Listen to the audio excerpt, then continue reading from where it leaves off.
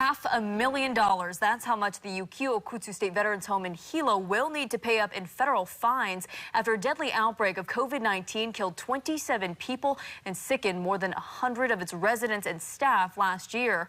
It was the largest cluster on the Big Island, which began in August after a staff member was exposed in the community.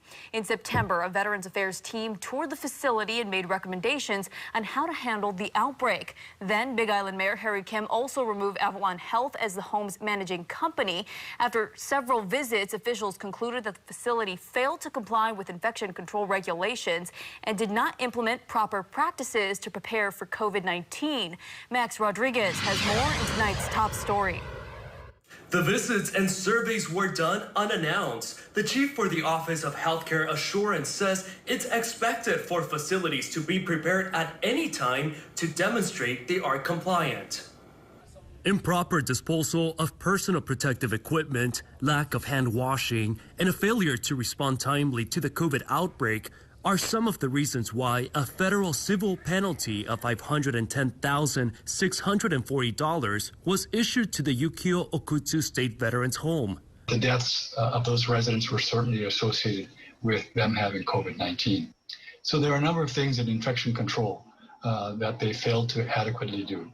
One is screen visitors and others upon entering the facility.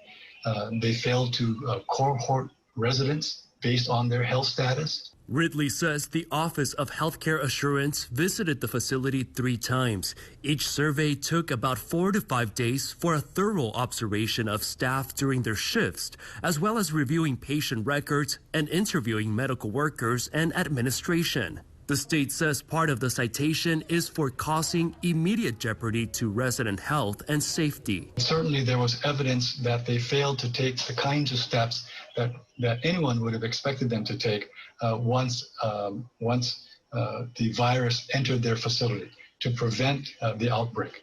In addition to the citation, family members of a resident who died from COVID at the facility sued the former operators, Avalon Healthcare, alleging medical malpractice and negligence.